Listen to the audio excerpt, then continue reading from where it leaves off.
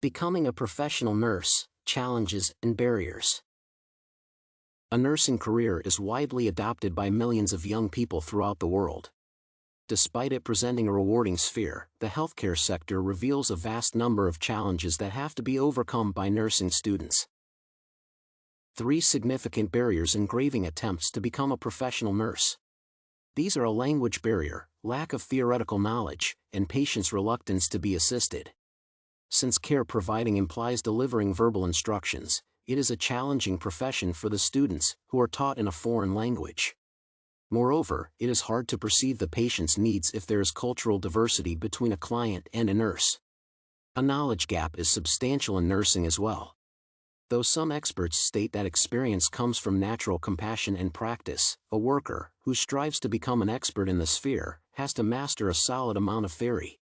For instance, in practice, one has no chance to carry out any laboratory tests since one is not well acquainted with the analysis types and procedures. Finally, many patients adopt a hostile attitude toward nurses.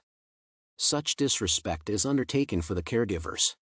Nevertheless, all the barriers were successfully conquered through language learning, theory mastering, and psychological training. Delivering professional care to the patients is a noble and rewarding activity, which benefits not only society but a worker who knows that his job is valued, as well. Due to personal preferences, one can outline 3 primary reasons that can stimulate a desire to become a nurse.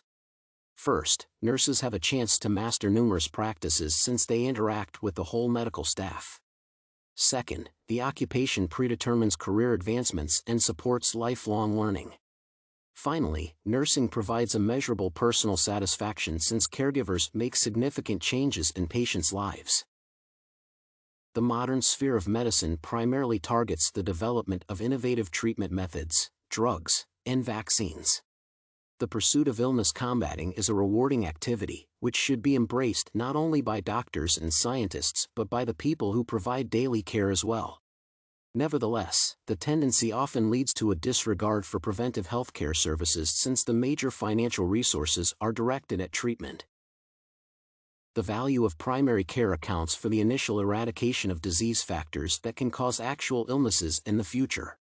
That is why it is crucial to invest in the sector of preventive services since it can preclude the progress of multiple diseases. Instead, the current policies are aimed at curative methods development.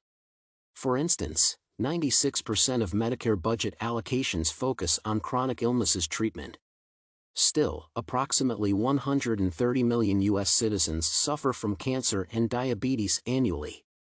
Therefore, the renovated medical care regulations have to provide an equal distribution of costs between preventive and illness services since it not only averts diseases but saves costs significantly. 2 types of preventive healthcare services should share responsibilities. These are clinical and community services.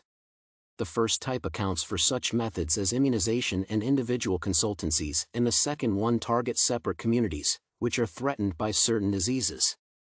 Thus, it is offered to support both types of preventive services, for maintaining efficient health quality standards.